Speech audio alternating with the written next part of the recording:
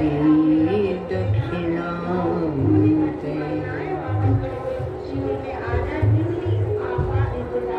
धर्मः कर्म विशेष एष विहितः शास्त्रैर्मनः शुद्धये शुद्ध्या सिद्धपदार्थ बोधन विधा निर्बाधमादीयते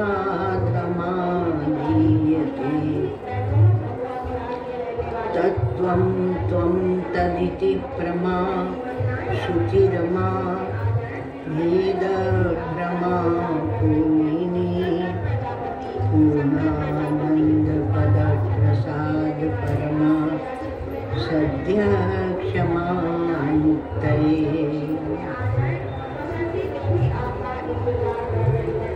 अखण्डानन्द संबोध पूर्तये ब्रह्ममूर्तये सुधास्मित समाश्लिष्ट नेत्रान्त स्फूर्तये नमः।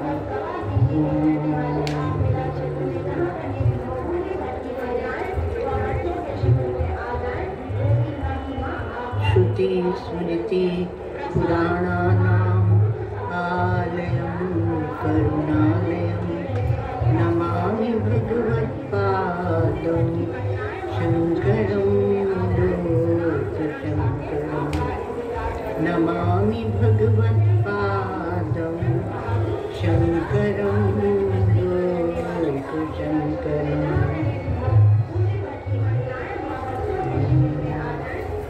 पार्थाय प्रतिबोधितां भगवता नारायणेन स्वयं व्यासेन ग्रथितां पुराणमुनिना मध्ये महाभारतम् अद्वैतामृतवर्षिणीं भगवतीम् अष्टादशाध्यायिनी अम्बा त्वामनुसन्दधामि भगवद्गीते भवाद्वेषिणी नमोऽस्तु ते व्यासविशालबुद्धे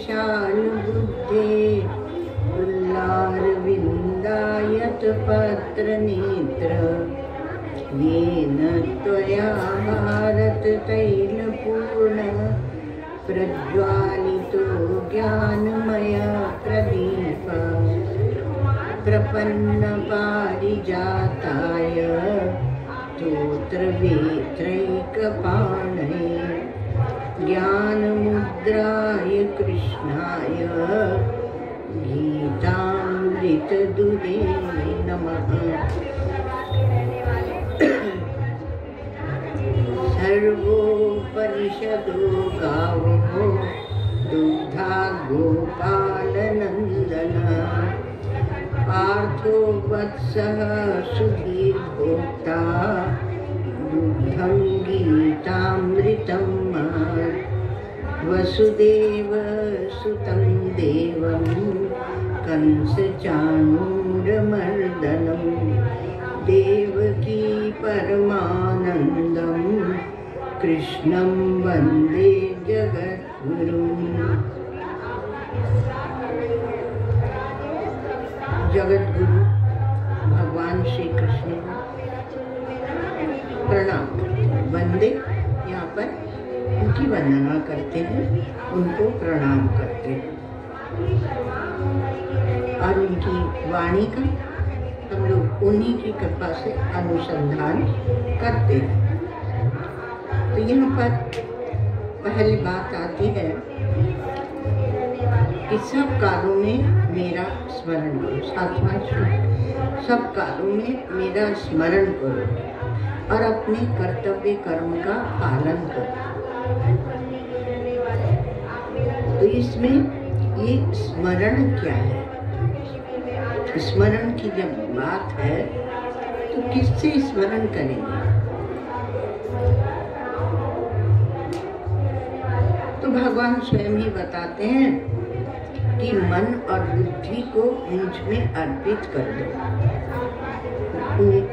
मेरा ही स्मरण करो, अर्थात मुझसे ही तुम प्यार करो और कहीं जगत में आसक्ति रहनी नहीं चाहिए। ये श्री कृष्ण का स्वभाव है कि वो अपनी ओर खींचते हैं, कहीं दूसरी ओर जाने नहीं देते।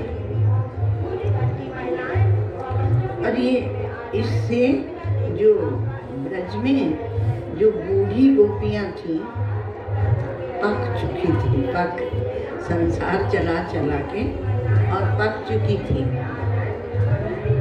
तो उनको नहीं छेड़ते थे। जो कम उम्र की थी उनको छेड़ते थे। तो बूढ़े हैं, वो अब क्या करेंगे, तो उनको छेड़ते थे। एक आई गोपी तो कहा कि तुम देखना मत, एक कोई लड़का है इस गांव में जो उपद्रव करता रहता है, और सास ने बहुत हिदायत दी कि तुम उसको देखना मत। ठीक है, नहीं देखेंगे, आज्ञा है, नहीं देखेंगे। वो तरह तरह से इशारे करेगा। अब उसको कभी बुलाए नई गोपी को, कभी इशारे करें, वो देखे ही नहीं। वो अपना काम से काम करती रहे। अब क्या होता है कि वो बाहर अर्थात आंगन में कुछ सुखा रही थी, धूप में फैला के और सुखा रही थी। तो कहीं भी बैठ जाते हैं, मुड़ेर पर बैठ गए और मार दी एक कंकड़ी। आवाज से तो सुनती नहीं थी, पहचान गई थी कि उनकी आवाज है, तो मारी एक कंकड़ी। तो उसने देख लिया। अब देख लिया, अब तो माम अनुस्मर हो गया। अब तो उन्हीं का स्मरण हो, जब देखो तब उन्हीं का स्मरण हो।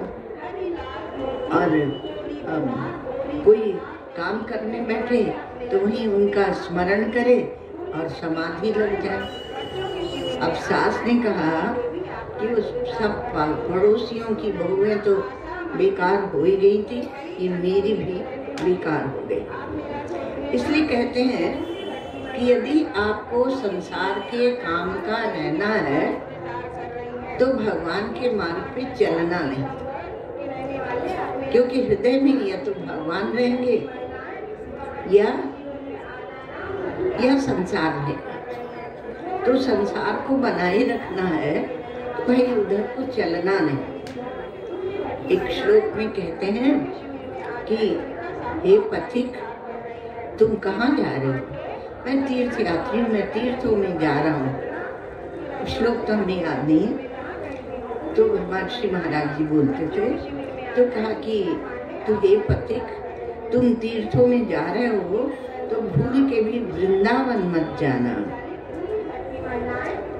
और कहा ठीक है, और यदि मान लो तुम वृंदावन गए भी, चले गए किसी के साथ में, तो वृंदावन चले गए तो यमुना किनारे वो अमुक टीला है, वहां मत जाना। और वहां तुम चले भी गए तो लाल पत्थर का एक मंदिर है, वहां तुम मत जाना। और वहां भी तुम चले गए लाल पत्थर के मंदिर में, तो मंदिर की नक्काशी देखना, शोभा देखना, सब देखना कैसे बना है, वो सब देखना, पर मंदिर के अंदर प्रवेश मत करना। अब मंदिर के अंदर इतनी हिदायत दी गई, मंदिर के अंदर ऐसे हैं हमारे भगवान, क्योंकि वो दुख नहीं देते हैं, वो प्रेम देते हैं।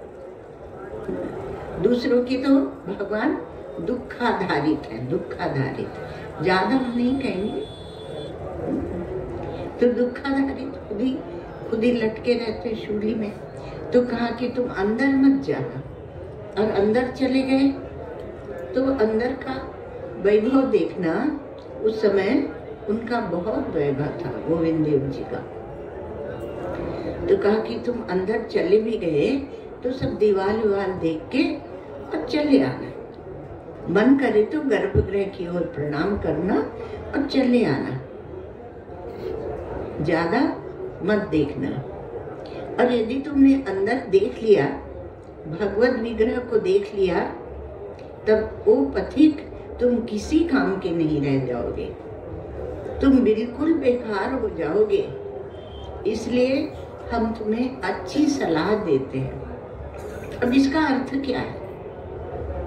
ये जो समझा रहा है इसका अर्थ है प्रेम। वो ये कह रहा है कि तुम वृंदावन जरूर जाना, जरूर जाना, अवश्य जाना। और यमुना किनारे के टीले वाले मंदिर में भी अवश्य जाना और वहां जाके उस मंदिर में भी अवश्य प्रवेश करना। और उन नैनाभिराम की मूर्ति, उनका विग्रह अवश्य देखना। वहाँ के ठाकुर ऐसे हैं कि आप यदि एक बार देख लें तो फिर आपकी आंख में झूलते रहते हैं, झूलते रहते हैं। हम तो अपने आनंद से अपने गुरुदेव के आश्रम में साधना करते थे। एक बार एक महात्मा को क्या सूझी, उन्होंने कहा आओ वृंदावन के सब मंदिरों के आपको दर्शन कराएं माता जी। तो ले गए हमें, चलो माता ये दर्शन करो, ये दर्शन करो, ये दर्शन करो। कर लिया, दर्शन कर लिया और दर्शन करके और आके अपना जो नियम था वो किया और सो गए। अब सो गए तो रात भर वो झूले, ऐसी आंखें दिखा दिखा के और देखी और झूले तो बाबा सोने ही नहीं दे। तो अब उस श्री विग्रहों की ये हालत है, तो जब स्वयं विराजते रहे होंगे तब क्या हालत करते रहे होंगे गोपियों की। तो इसलिए कहा मां मनुस्मर सर्वेषु कालेषु। यदि आपने उस तत्व को समझ लिया है तभी भी आप उनका स्मरण करेंगे, और यदि आपके हृदय में भक्ति है तब भी आप उनका स्मरण करेंगे। याद रखिए कि इस श्लोक को जब आप 9वें श्लोक से, जिसमें कि 9वें श्लोक में क्या है, योग का वर्णन है, तो उसमें पर यहाँ पर भक्ति और योग का वर्णन, केवल योग का नहीं। और 10वें श्लोक में क्या है, 10वें श्लोक में ज्ञान का है, ज्ञान को लिया गया है। तो इसमें भक्ति युक्त है, योग भी भक्ति युक्त है और ज्ञान तो खैर भक्ति युक्त है ही। यदि भक्ति नहीं है तो ज्ञान का उद्भव ही नहीं होगा, क्योंकि आपने विवेक किया भक्ति में। भक्ति अर्थात विवेक है ना, तो आपने विवेक कर लिया और आप ईश्वर के पक्ष में हो गए, तो इसलिए वहाँ विवेक है ही। तो विवेक है ही अर्थात भक्ति है ही, और लगन जो लगती है वही भक्ति का रूप है। तो वो भक्ति की बात इसलिए बीच बीच में थोड़ी सुनाते हैं। तो कहा कि कैसे होगा, तो फिर अभ्यास। तो भगवान ने कहा मयि अर्पित मनोबुद्धि, मुझ में ही मन और बुद्धि को अर्पित कर दोगे, प्रेम भी मुझसे करोगे, विचार भी मेरा करोगे, तब मुझे ही प्राप्त करोगे, इसमें कोई संशय नहीं है। और इस अभ्यास से जब युक्त होंगे, अभ्यास योग युक्तेन चेतसा नान्यगामिना। 8वां श्लोक, परमं पुरुषम दिव्यम ज्ञाति पार्थानुचिंतन। बार बार वहाँ भी का अनुस्मरण, बार बार उन्हीं की स्मृति, उन्हीं की स्मृति, अर्थात वृत्ति तदाकार होती ही रहती है। तैल धारावत, गंगा की धारा के समान ये वृत्ति का तदाकार होना वही अभ्यास है। थोड़ी देर को याद किया और फिर राग द्वेष में फंस गए, संसार को देखने लगे, इसकी उसकी करने लगे, तो ये क्या है, ये भक्ति नहीं है। उसी में लगे रहना चाहिए, तभी उसको लगन भी कहते हैं, लगन। तो जो लगे रहते हैं उनको परमात्मा की प्राप्ति होती है। तो अभ्यास योग युक्ते न चेतसा नान्यगामिना, अभ्यास योग से वो युक्त है और उनका चित्त और कहीं नहीं जाता है। अभ्यास क्या है? पुनः पुनः उसी वृत्ति को लाना। यहाँ से कहीं और गया तो उसको लौटा के पुनः अपने इष्टाकार इष्ट भगवदाकार में वृत्ति को कर लेना, ये अभ्यास है। तो इसका जब बार बार आप अभ्यास करते हैं, तुल्य प्रत्यय आवृत्ति लक्षण, उसमें तुल्य प्रत्यय वही प्रत्यय है और उससे विलक्षण जो वृत्ति है उसको छोड़ दिया। विलक्षण प्रत्यय अंतरितः वो अभ्यास है। तो अभ्यास से क्या? अभ्यास की बहुत बड़ी भारी महिमा महाराज, अभ्यास की महिमा बहुत जबरदस्त है। एक बालक पैदा होता है, उसको नहीं पता है कौन उसके माता पिता है, फिर बार बार उसको दिखाया जाता है कि इनको माँ बोलो। वो माता खुद ही आके उसको खिलाती रहेगी, वो कहेगी कि मैं तुम्हारी माँ आ गई, ऐसे करके एक अलग ही भाषा होती है, न हिंदी न अंग्रेजी, एक अलग ही भाषा बालक के साथ में बोली जाती है। तो वो उस तरह से बोल के और बताती रहती है कि मैं तुम्हारी माँ। तो उसको अभ्यास हो जाता है कि ये माँ है। तो बच्चा अपनी माँ को नहीं पहचानता, किंतु अभ्यास करते करते वो पहचानने लगता है। वशिष्ठ जी कहते हैं श्री राम से, दीर्घ काल समाभ्यस्ता राम संसार संस्कृति, बहुत दीर्घ काल तक तुमने अभ्यास करके और ये संसार संस्कृति, ये सृष्टि को, राम का नाम नहीं लेते पर वो सबके लिए है, दीर्घ काल समाभ्यस्ता राम संसार संस्कृति, न चिराभ्यास योगेन विनयम शाम्यते क्वचित्। जब तक चिर काल तक आप अभ्यास नहीं करेंगे तो ये छूटेंगे नहीं। ये मोह का बंधन, आसक्ति का बंधन, इससे छूटने का ये सरल उपाय है कि भगवान से लगे रहो। तो और इतना ही नहीं, ये देह हमारा स्थूल देह नहीं था, अभ्यास करके इसको स्थूल बना दिया। आतिवाहिक देहोयम, आतिवाहिक देह था, शुद्ध चित व्योम केवलम, और स्थूलता को प्राप्त हो गया। आदि भौतिकताम नीतम पश्य अभ्यास विजृंभण। तो अधिभूत भी हमने बनाया, भगवान इस अध्याय में कह के ही आए अधिभूत आदि। तो अधिभूत हमने बना लिया अभ्यास कर करके। तो जो ऐसा शरीर था कि जो कहीं से, आतिवाहिक देह क्या होता है? आतिवाहिक देह दीवार को फोड़ के चला जाता, शीशे को फोड़ के चला जाता, फोड़ता नहीं है, फूटता कुछ नहीं, न दीवार फूटती है और न शीशा। वैज्ञानिकों ने बहुत प्रयोग किए और निकल के चला जाता है। अच्छा, मन रूप है, तो मन रूप वो आतिवाहिक देह जो उड़ जाता है शरीर को छोड़ के, तो फिर वो धीरे धीरे स्थूलता को प्राप्त करता है। जब आप दूसरे शरीर को स्वीकार करते हैं और उसको दोहराते रहते हैं कि मैं ये देव हूँ, तब फिर वो स्थूलता को प्राप्त होता है। आदि भौतिकता नीतम, आदि भौतिकता को प्राप्त हो जाता है। ये पश्य अभ्यास विजृंभण, ये सब कुछ जो आपको दिख रहा है ये अभ्यास का ही विजृंभण है।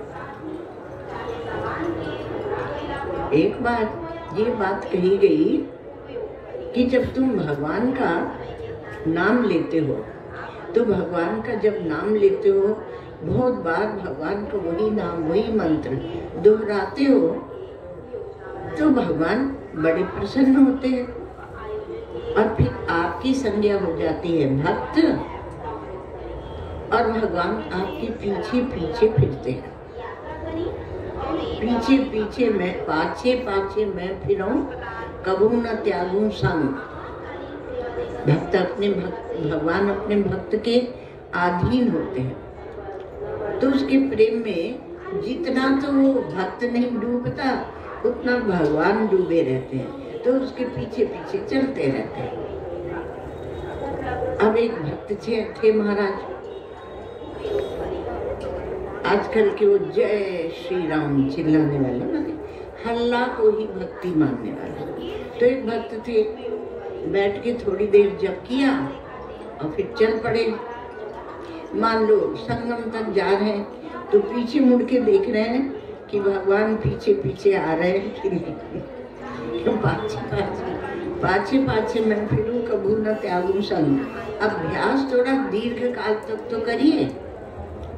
अभ्यास में दोहरानी होती, बार बार दोहराते हैं, आपको प्रेम हो जाता है। एक बालक था तो वह दूध नहीं पीता था। आपने बहुत पुराने जमाने में देखे होंगे, अब तो बॉटल दे देते हैं। तो पिता या माता उसको गोद में लेके वो चिल्ला रहा है, उसको जबरन उसके चम्मच मुंह में डालते जाते हैं और वो रोते रोते करके पीता जाता है, करके पीता जाता है, तो पीता जाता है वो और पिलाते हैं। ऐसे ही चलता है दीर्घ काल तक। मतलब किसी को 6 महीने, किसी का 1 साल, किसी का 1.5 साल, क्योंकि बच्चे को दूध पिलाना नहीं है, जबरन पिलाते हैं। पहले की शैली है, आपकी नहीं। तो कटोरी से पिला नहीं सकते, फेंक फांक देगा, तो जबरदस्ती गोदी में लिटाया और चम्मच से देते जा रहे। अब थोड़े दिनों के बाद उसका अभ्यास हो गया, थोड़ा सा बड़ा भी हो गया, तो बोलेगा दूध पीना। पहले जो मुंह में डालने नहीं देता था, तो अब बोलता है दूध पीना। तो ये भक्ति जितनी आती है वो अभ्यास से आती है, दोहरा दोहरा कर आती है। हमारे यहाँ क्या है इस देश में कि जब किसी को संस्कृत पढ़ने को कहा जाए तो बोलेंगे हम संस्कृत नहीं पढ़ेंगे। एक मानसिकता आपकी बिगाड़ दी गई है। क्यों? बोले अरे उसमें याद भूत करना पड़ता है, कंठस्थ करना पड़ता है, बार बार दोहराना पड़ता है। तो क्या हम तोते हैं कि बार बार दोहराते रहे?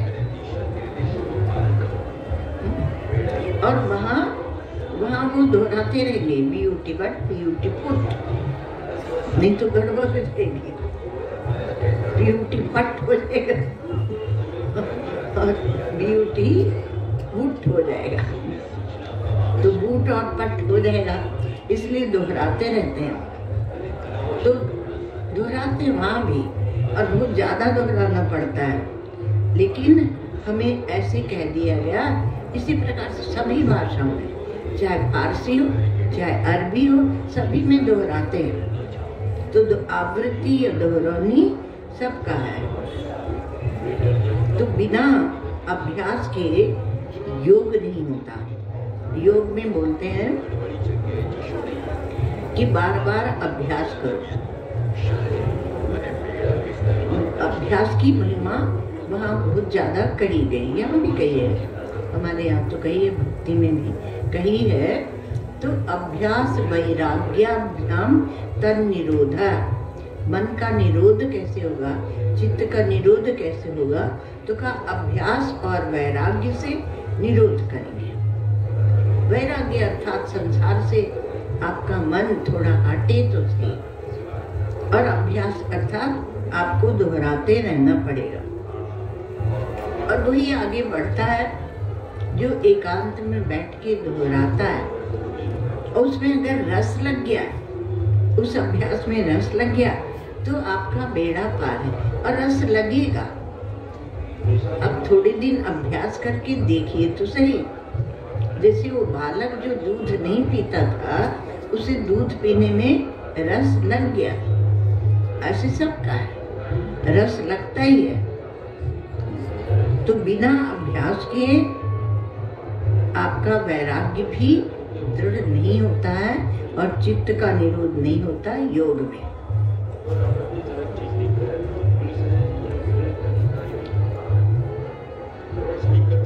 एक कथा बहुत प्रचलित है वैसे तो माँ भी सुनाती थी, आनंदमयी माँ। तो क्या था कि एक गांव का आदमी था, तो उसने कहा कि हमें भी जप करना है। बहुत बार दूसरों को देख के लगता है ये ऐसे जप करते हैं तो हम भी करेंगे। तो उसने कहा हमें भी जप करना है। तो गांव के लोगों ने कहा पहले गुरु से मंत्र बोलो, गुरु बनाओ। अब गुरु कहाँ मिलेंगे? तो सामने जो बड़ा रास्ता जाता है उससे महात्मा निकलते रहते हैं, तो उनकी सेवा करना, उनके पांव पकड़ना, गुरु बना लेना। अब महात्मा निकले तो इसने पकड़ लिए चरण और कहा कि गुरुजी मुझे मंत्र दो। महात्मा मौन थे, वो चलते रहे। अभी पीछे पीछे लगा रहा, अब फिर पांव पकड़ ले, फिर पकड़ ले। फिर गुरुजी ने कहा चल हट गोपी नंदन। तो अब उसने सोचा ये गोपिया नंदन ही मेरा मंत्र है। अब वो आ गया, किसा अंधा मारा है। तो उसने एक बड़ी रस्सी ली और रस्सी में गांठ बना बना के और माला बनाई। आजकल बहुत माताएं बोलती माला दे दो, माला दे दो, ऐसे, क्योंकि उन्हें लगता है कि माला महात्मा से लेना चाहिए। अब उसने तो माला खुद ही बना ली, रस्सी की माला, और बड़ी बड़ी गांठें, और उसको एक पेड़ की शाखा में टांग दिया। और उसके बाद वो कहे गोपिया नंदन, दो हाथ से बाला जपे, गोपिया नंदन, गोपिया नंदन। एक एक मोती खिसकाता जाए, एक एक मन का उसका खिसकाता जाए। हमारे यहाँ बहुत जगह ऊन की ही माला बना लेते हैं उसी से। तो ऐसे वो जप करता रहा। एक दिन हो गया, 2 दिन हो गया, वो तो जप करता ही रहे। 3 दिन हो गया तो घर के लोगों को चिंता लगी कि ना खाता है ना पीता है। ज्यादा चिंता नहीं लगी कि वो था ही सन की, ऐसे ही बोल देते ना सन की, तो ज्यादा चिंता नहीं लगी, पर थोड़ी चिंता लगी कि भाई भूखा है बेचारा, खिलाया तो जाए। तो कहा कि जाओ नहा लो, स्नान करो और खा लो। बोला नहीं, क्योंकि अगर मैं खाने नहाने धोने चला जाऊंगा तो मेरा मंत्र छूट जाएगा और फिर पता नहीं कब मिले, कब गुरुजी यहाँ से निकले। तो उसके भाई ने कहा कि लाओ मैं तुम्हारा मंत्र जपता हूँ और तब तक तुम नहा धो के थोड़ा सो के खा पी के आओ, मैं तुम्हें तुम्हारा मंत्र फिर से दे दूंगा। तो बोला छोड़ना नहीं है बिल्कुल, जपते ही रहना, जपते ही रहना, गोपिया नंदन, गोपिया नंदन, गोपिया नंदन, जपते ही रहना।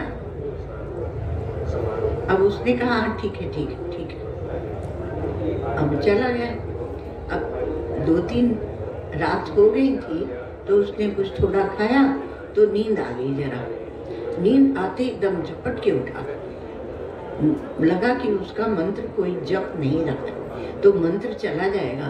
तो आया और भाई से बोला कि तुम तो जप नहीं रहे हो।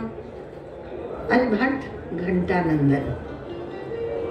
अब वो तो बेचारा सीधा साधा भोला आदमी था, तो उसने सोचा कि अब मंत्र, क्योंकि मैं सो गया था तो मंत्र गोपी नंदन से बदलकर और घंटानंदन हो गया। मैंने कहा हर घंटानंदन। तो अब वो घंटानंदन जपे। अब वो दे ही नहीं किसी को नहीं दे, घंटानंदन जपता है। फिर सबने कहा ये ऐसे ही है बावरा, अब जो कर रहा है करने दो इसको। अब वो तो जपता रहा। तो जपते जपते जपते क्या हुआ कि उधर भगवान का सिंहासन डोल गया। ऐसे दिखाते हैं आप लोगों को। तो भगवान ने कहा कि मैं जा रहा हूँ। तो लक्ष्मी जी ने कहा प्रभु आप कहाँ जा रहे हैं? तो कहा कि एक भक्त मेरा मुझे पुकार रहा है तो मैं जा रहा हूँ। लक्ष्मी जी ने कहा मैं भी चलूंगी। तो उन्होंने कहा नहीं, वो मुझे पुकार रहा है। नहीं, ऐसा कौन सा भक्त है जिसके कारण आप वैकुंठ से दौड़ पड़े? तो मैं भी चलती हूँ। तो गए तो भगवान छुप गए और दिखाया कि वो मेरा भक्त है। तो देखा कि वो जप रहा था घंटानंदन घंटानंदन घंटानंदन। लक्ष्मी जी ने कहा कि विष्णु सहस्त्र नाम में तो ये नाम है नहीं, 1000 नामों में आपके है नहीं। का तुम्हें नहीं मालूम, मेरे भक्त जब मुझे पुकारते हैं तो मैं जानता हूँ कि वो मुझे पुकारते हैं। नहीं, आपको पता नहीं, शायद भ्रम हुआ हो कि आपको पुकार रहा है कि कुछ और कह रहा है। तो लक्ष्मी जी तो कहा अच्छा जाके देख लो, पूछ लो। गई उसके पास और कहा कि तुम किसका नाम जप रहे हो? समझो 7 दिन हो गए, कुछ लंबी अवधि हो गई थी। तो उसने कहा कि चल भाग जा, मैं तेरे खसम का नाम जप रहा। तेरी गाँव की भाषा थी उसके बेचारे की, परिष्कृत सुसंस्कृत भाषा नहीं थी। तो उसने कहा कि मैं तेरे खसम का नाम जप रहा हूँ, यहाँ आई है मुझे विक्षेप करने। तो उसने पूछा कि वो कहाँ है? मेरे पति, उन्होंने पूछा कि मेरे पति कहाँ है? कब वो पेड़ के पीछे छुपे छुपे देख रहे हैं, वृक्ष के पीछे छुपे हुए हैं, देख रहे हैं। तो लक्ष्मी जी ने कहा कि सचमुच ये भक्त है और ये सिद्ध हो गया है। तो अभ्यास के पीछे चारों तरफ से अपनी वृत्तियों को समेटकर अब एक उसी वस्तु में हाथ लगा देते हैं। तो अब उसको बोलते हैं अभ्यास योग। तो इसमें बार बार आवृत्ति करते हैं। तो इसी जीवन में आपको प्राप्ति होती है अगर आप अभ्यास करते हैं। तो दीर्घ काल नैरंतर्य सत्कारा सेवितो दृढ़ भूमि।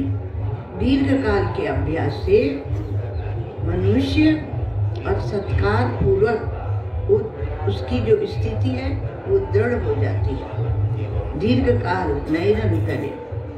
तो ये यद्यपि चित्त को एकाग्र करने की एक प्रक्रिया है, लेकिन इसमें हमारे सभी कोशों का प्रयोग होता है। आप शरीर से जप करते हैं, अन्नमय कोश हो गया। प्राणों से मंत्र का उच्चारण करते हैं। ज्यादा मंत्र जप कर लेने से आपके प्राणों से जप होने लगता है। तो प्राणों से आप मंत्र का जप करते हैं तो आपकी प्राण शक्ति अर्थात आपकी क्रिया शक्ति भी उसमें लग जाती है और मन भी उसमें लगा है, क्योंकि मयि अर्पित मनोबुद्धि। तो यहाँ पर क्या है? ये भक्ति समन्वित योग है, अभ्यास योग। गीता का जो है वो भक्ति समन्वित योग है। तो आपका मन भी लगा है और बुद्धि से आप निश्चय करके बैठे हैं कि हम 3 घंटे तक भगवान नाम का मंत्र का जप करेंगे। तो इतनी जागृति हो जाती है थोड़े समय के बाद कि जैसे ही आप सिद्धासन लगाकर बैठते हैं तो आपके प्राण सुषुम्ना में चले जाते हैं। मतलब आपकी सुषुम्ना नाड़ी वो जागृत हो जाती है।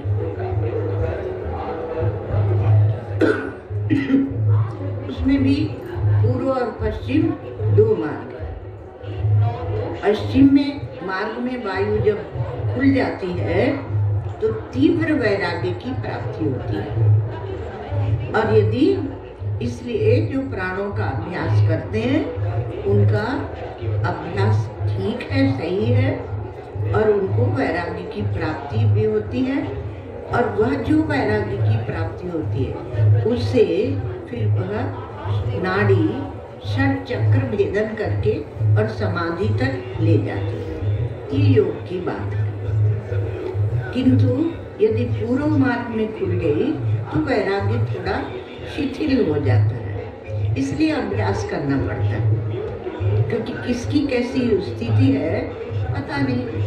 हमारे यहाँ परमार्थ के मार्ग के 3 मार्ग माने गए हैं, योग, भक्ति और ज्ञान।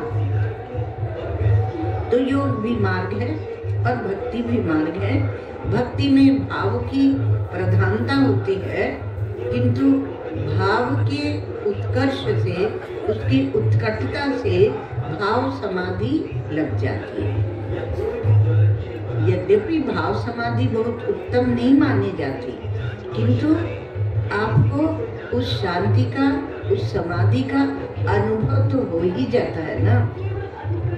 इसलिए आप पुनः पुनः उसी में जाना चाहते हैं और पुनः अभ्यास करते हैं। तो कभी क्या होता है कि योग, भक्ति और ज्ञान जो है, तो जब आप अभ्यास करते हैं तो तीन मार्ग खुल जाते हैं और किन्हीं में 2 खुलते हैं, किन्हीं में 1 ही मार्ग खुलता है। तो उस सबसे जाना पर कैसे भी भगवान की ओर चलना है।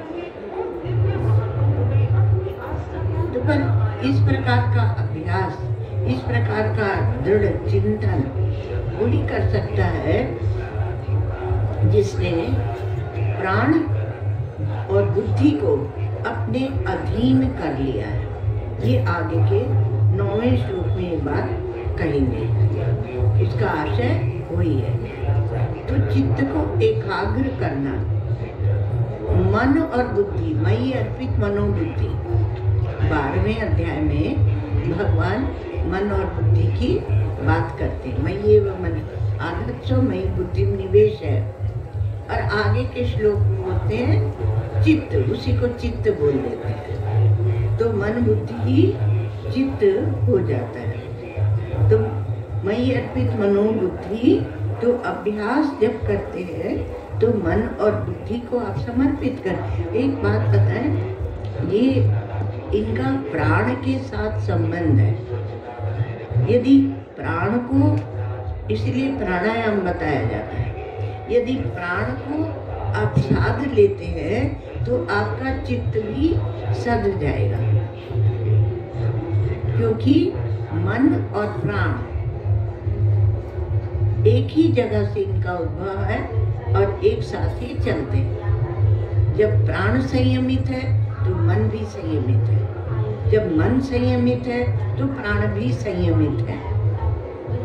इसलिए जो प्राणों की साधना है वह छोटी कोई साधना नहीं है, और यदि दीर्घ काल कर ली जाए तो उसका काम बन जाता है और उसको परमात्मा की प्राप्ति इसी जीवन में हो जाती है। ये संदेह नहीं रखना चाहिए कि परमात्मा की प्राप्ति होगी या नहीं। असंशय भगवान कहते हैं 7वें श्लोक में कि मयि अर्पित मनोबुद्धि मामेव ऐश्यसि असंशय। वो संशय रहित, बिना संशय के वो मेरे मार्ग पर चल पड़ता है। अब इसमें क्या कहा, हमारे ब्रज के भक्त तो कहते हैं परा भक्ति और ज्ञान में तनिको नाही भेद, नारायण मुख्य प्रेम है, कहें शास्त्र और वेद। जो पराभक्ति और ज्ञान है वो दोनों में भेद नहीं है, इसलिए इसकी लड़ाई मत मचाओ, इसमें विकल्प मत खड़ा करो। और मुख्य उसमें क्या है, प्रेम। यदि प्रेम हो जाए तो आपका मार्ग सरल हो जाता है। और प्रेम कैसे होगा, अभ्यास से होगा। क्योंकि अभ्यास करके करके आप पत्थर को भी जगा सकते हैं। चलो एक मैया की कहानी सुना दें, सुनी होगी। तो एक माता थी एक गांव में, वो विधवा थी और उनके कोई संतान नहीं थी, परिवार में भी कोई नहीं, एक अकेली थी। तो वे एक गुरु जी के पास पहुंची और उन्होंने कहा कि मैं अकेली हूँ और मैं क्या करूँ, मुझे समझ में नहीं आता। गुरु जी ने गोल गोल पत्थर उठा के दे दिया और कहा कि ये तुम्हारे कृष्ण हैं, भगवान हैं, तुम इनको सुबह से नहलाओ धुलाओ खिलाओ पिलाओ सब करो, इनको गा के तुम सुलाओ, पूरा अष्टयाम जो पूजा होती वो बता दी। अब वो तो बहुत मगन हो गई कि एक बालक तो मुझे मिल गया, अब दूसरे उसको गोल गोल पत्थर देखें और मैया तो उसमें अपने कृष्ण को देखें। तो कृष्ण भी वो ज्यादा जानती नहीं थी, इसलिए उन्होंने उनका नाम रखा था गोल मटोलन। तो गोल मटोलन से प्यार करती रहती थी, तो बहुत ध्यान रखती थी कि कहीं इसको ठंडी न लग जाए, सुबह इतने बजे नहलाना है, इतने बजे इसे नाश्ता कराई देना है, इतने बजे सुलाई देना, ऐसे दिन रात लगी रहती थी। ऐसे बहुत लंबे समय तक यदि कोई भी करके देख लो, यदि 2 वर्ष तक आप ऐसे कर लेते हैं, एक विग्रह लेकर भी कर लेते हैं, जो विग्रह लेके घूमते रहते हैं उनको उसमें मूर्ति की भावना हो जाती है। यदि उसमें ईश्वर इष्ट की भावना कर ले तो 2 वर्ष के बाद वह विग्रह उनसे बात करने लगेगा। यह क्योंकि चेतन आपका है, श्री विग्रह में मूर्ति में भी चेतन, जो प्राण प्रतिष्ठा बोलते हैं ना, तो प्राण आप डालते हैं उसमें। तो ऐसे वो दिन रात उनकी सेवा करती रही। अब क्या हुआ कि उस गांव में भेड़िया आने लगे, तो भेड़िया जो आता था वो बच्चों को उठा ले जाता था। तो किसी ने नटखट बालक ने बता दिया गांव में भेड़िया आया, वो बच्चों को उठा ले जाता है। तो उन्होंने कहा कि मेरे गोल मटोलन को तो नहीं उठा ले जाएगा कहीं। अब वो लोग तो हंसे, क्योंकि उन्हें तो पत्थर का गोला दिखता था। तो कहा कि हाँ माँ उठा भी ले जा, दादी जो भी दादी उठा भी ले जा सकता है। तो कहा अच्छा। अब वो दिन भर उसको बच्चे को सुलाए नहलाए दूध पिलाए खिलाए सब करें, और रात को झोपड़ी के दरवाजे पर लठ लेके बैठ गए। भेड़िया आ गया है गांव में, पर मेरे गोल मटोलन को उठा के नहीं ले जा सकता, इधर आया तो मैं फौरन उसको मारूंगी। अब 1 रात 2 रात 3 रात जब हो गई, वो सोई ही नहीं और दिन भर विधिवत सेवा चालू है। सेवा कहते हैं ना, सेवा पूजा, दिन भर विधिवत सेवा चालू है और रात को वो सजग होकर बैठी। अब लोगों को पता चल गया, तो अगर भेड़िया नहीं भी आ रहा है तो अगर पूछे कि भेड़िया आता है, हाँ आता है अम्मा आता है, भेड़िया आता है, उस मोहल्ले से एक बालक को उठा ले गया। अब माता बहुत सजग हो गई।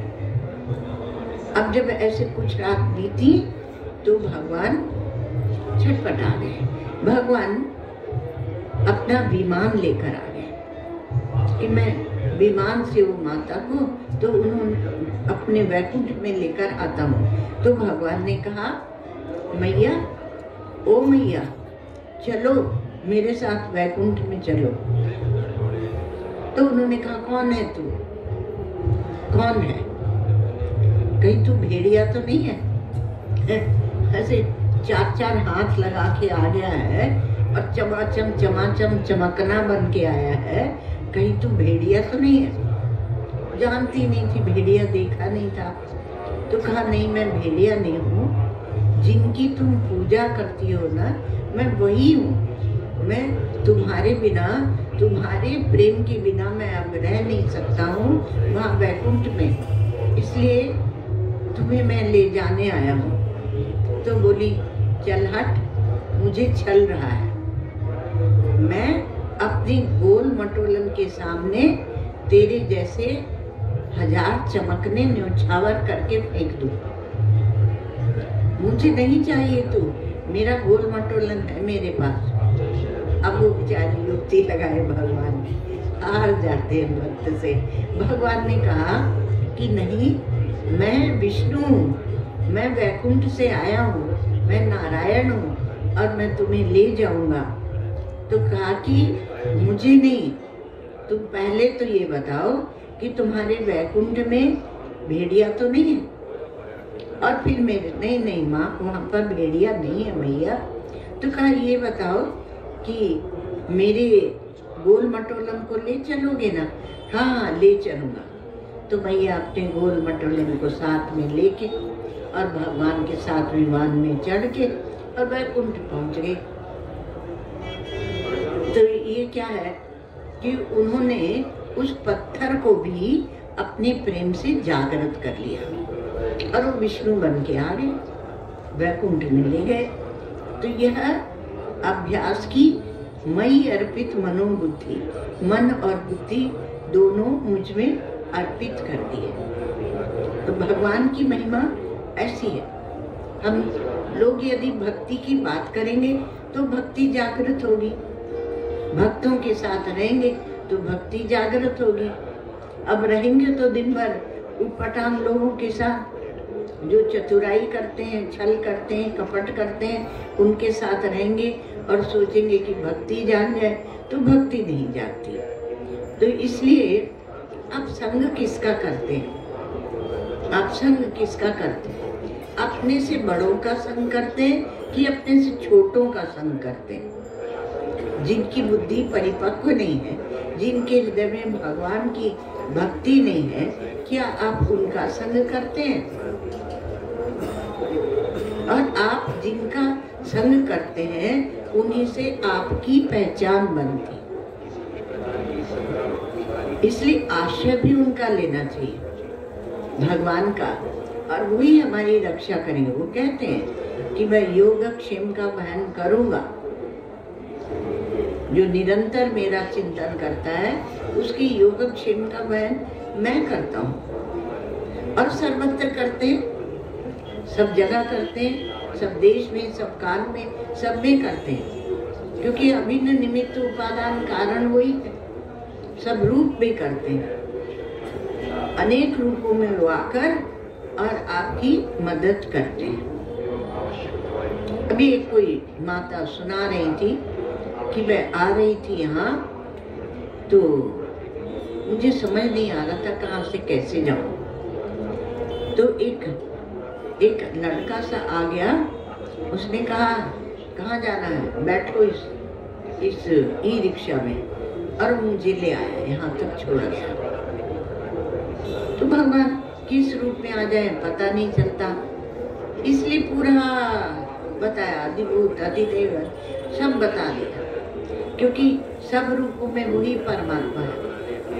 पर हम सब में विश्वास नहीं करते। हमने अपनी एक छोटी सी दुनिया बना रखी है और हम सोचते हैं कि कुछ सिद्धि हो, कुछ चमत्कार हो और भगवान आ जाए। और भगवान मतलब वो करे, हम कुछ नहीं करेंगे। हम अपनी बुद्धि को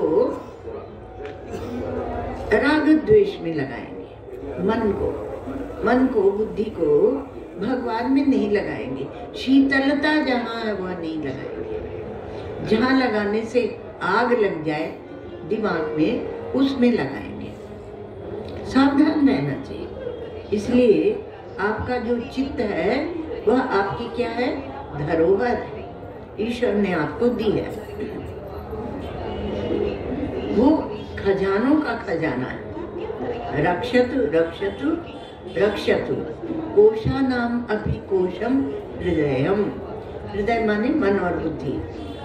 यस्मिन् सुरक्षिते सर्वम सुरक्षितम स्यात्। जिसको सुरक्षित कर लेने से सब कुछ सुरक्षित हो जाएगा। और उसको ही नष्ट कर दोगे तो आप सब कुछ गंवा दोगे। इसलिए अपने हृदय में भगवान को रख के और अभ्यास करते रहो। और जो अभ्यास आपने जीवन में लिया है उसके ऊपर, उसी के ऊपर अपने जीवन का भार रखें, उसी को दोहराते रहें। सर्वे भवन्तु सुखिनः, सर्वे सन्तु निरामयाः, सर्वे भद्राणि पश्यन्तु, मा कश्चित् दुःखभाग् भवेत्।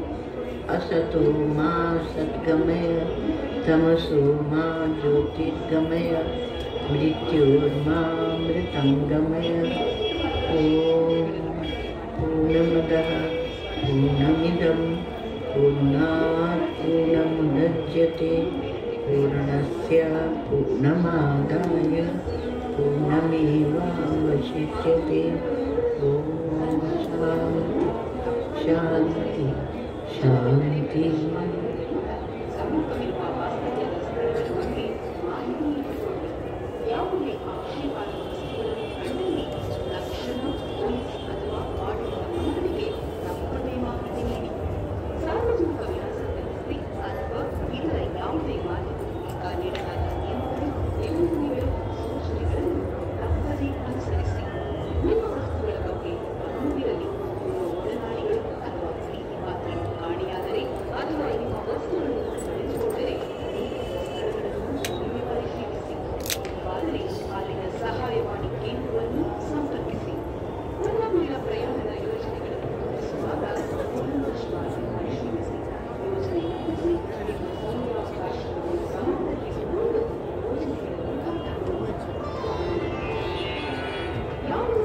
Thank you.